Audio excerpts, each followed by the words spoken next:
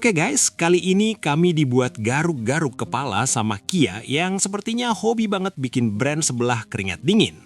Karena perkenalkan, ini adalah Kia Carens 2026 yang desainnya makin kesini makin kesana, maksud kami makin futuristik ala-ala Baby EV9 dengan bahasa desain Digital Tiger Face yang bikin MPV lain kelihatan jadi old school seketika.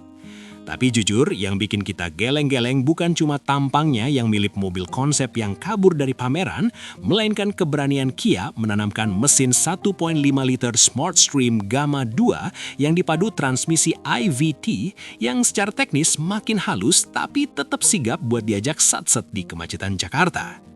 Kia seolah lagi pamer kalau mereka bisa bikin resep MPV mewah tapi murah yang gak cuma sekedar jargon. Karena dengan fitur sekelas Bose Audio dan layar panoramik yang nyambung panjang banget di dashboard, mobil ini sukses bikin standar baru di pasar Indonesia yang bikin kita bertanya-tanya, ini Kia yang kemurahan atau rivalnya yang kelamaan dandan?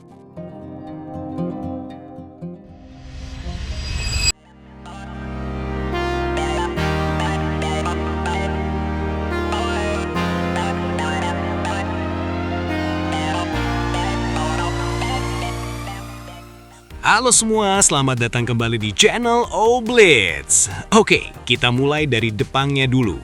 Kia Carens 2026 ini bener-bener ninggalin kesan mobil bapak-bapak yang membosankan. Sekarang dia pakai bahasa desain Opposites United yang futuristik banget.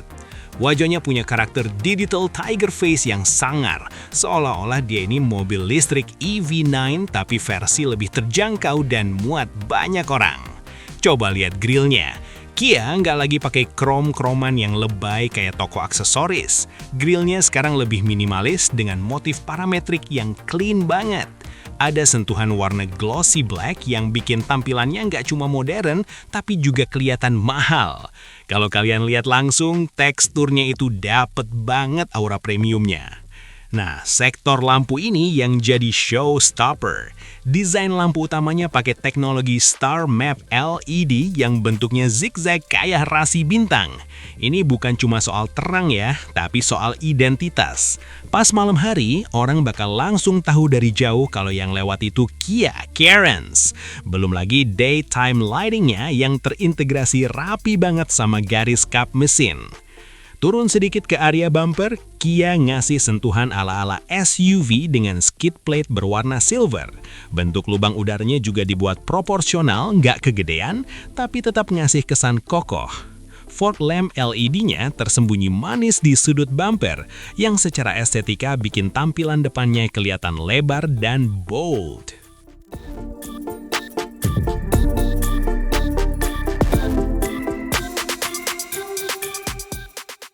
Geser ke samping, siluet mobil ini sebenarnya masih kerasa MPV-nya.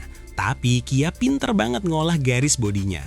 Ada tarikan garis tegas dari lampu depan yang nyambung sampai ke lampu belakang. Proporsinya kelihatan lebih panjang dan rendah dibanding model lama. Bikin dia kelihatan lebih aerodinamis dan gak boxy amat.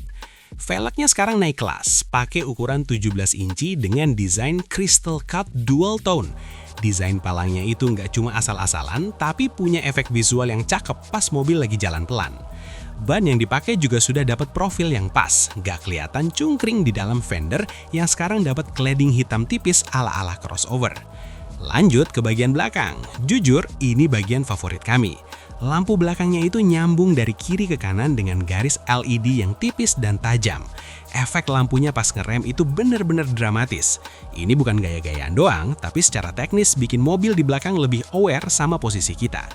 Bumper belakangnya juga nggak kalah detail. Kia naruh garnish chrome yang melengkung elegan, seolah-olah ngebentuk frame buat area plat nomor. Ada reflektor yang posisinya cukup rendah dan tentu saja skid plate belakang yang senada sama depan. Overall, desain eksteriornya sukses bikin expander atau veloz jadi kelihatan standar banget.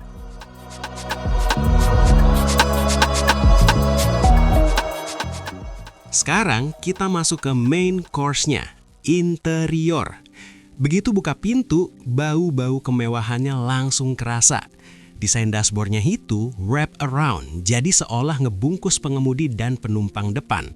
Bahannya sudah banyak soft touch, nggak ada lagi kesan plastik murah yang kalau diketuk bunyinya kopong. Kursinya? Wah, ini dia poin plusnya. Kalau kalian ambil varian Signature, Anda dapat Captain Seat di baris kedua. Busanya empuk tapi tetap suportif buat perjalanan jauh. Dan yang paling penting buat iklim tropis kita, ada fitur ventilated seats di kursi depan. Bayangin, punggung kalian tetap adem pas macet-macetan di Jakarta siang hari bolong. Ngomongin dashboard nggak lengkap tanpa bahas layarnya. Ada dual panoramic display yang isinya panel instrumen digital 12,3 inci dan layar infotainment 12,3 inci yang jadi satu frame.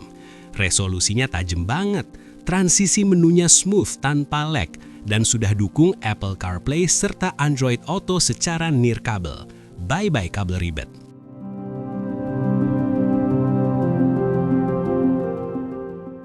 Fitur kenyamanannya juga gila sih. Ada ambient light yang warnanya bisa kalian ganti sampai 64 pilihan warna sesuai mood.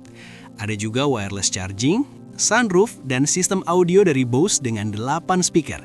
Suaranya, ya kalian tahu sendirilah, kualitas Bose nggak pernah bohong soal bass dan kejernihan. Untuk fitur keselamatan, Kia nggak mau nanggung. Carens 2026 udah dapat 6 airbag sebagai standar. Pengereman juga udah pakai cakram di keempat roda, jadi nggak perlu khawatir soal performa deselerasi pas muatan penuh.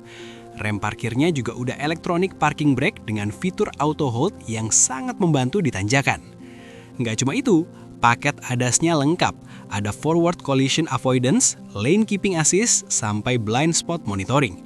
Yang paling gue suka adalah sensornya yang nggak terlalu rewel atau sensitif berlebihan, jadi tetap nyaman dipakai di gaya berkendara orang Indonesia yang agak agresif. Secara teknis, Kia Indonesia sekarang sudah dipegang langsung di bawah supervisi Kia Pusat, jadi kalian nggak perlu khawatir soal ketersediaan spare part atau layanan purna jual yang dulu sempat jadi hantu. Kia sekarang sangat serius, terbukti dengan berani ngasih garansi mesin dan transmisi sampai 7 tahun tanpa batasan kilometer.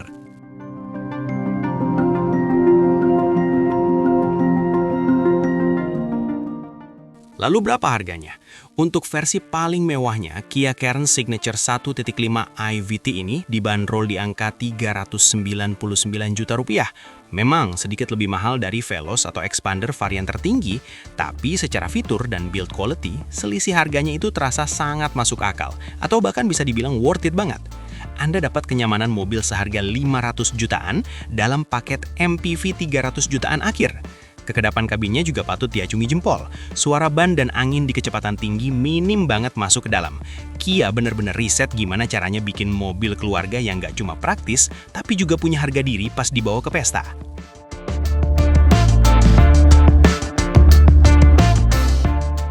Secara keseluruhan, Kia Carens 2026 ini adalah bukti kalau Kia lagi nggak main-main.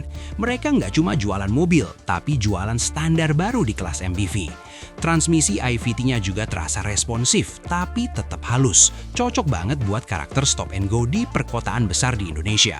So, buat Anda yang lagi nyari mobil keluarga yang nggak sejuta umat, tapi punya fitur yang bikin teman kantor iri, Carens ini adalah jawaban paling rasional saat ini. Mobil ini bukan cuma sekedar alternatif, tapi sudah jadi standar baru yang sangat tinggi buat ditumbangkan oleh brand manapun. Nah, sekarang pertanyaannya buat Anda. Dengan selisih harga yang gak seberapa, tapi dapat fitur Bose, ADAS lengkap, dan garansi 7 tahun, apakah Kia Carens baru ini sanggup benar-benar menumbangkan dominasi Expander dan Veloz di Indonesia? Tulis pendapat kalian di kolom komentar di bawah ini ya.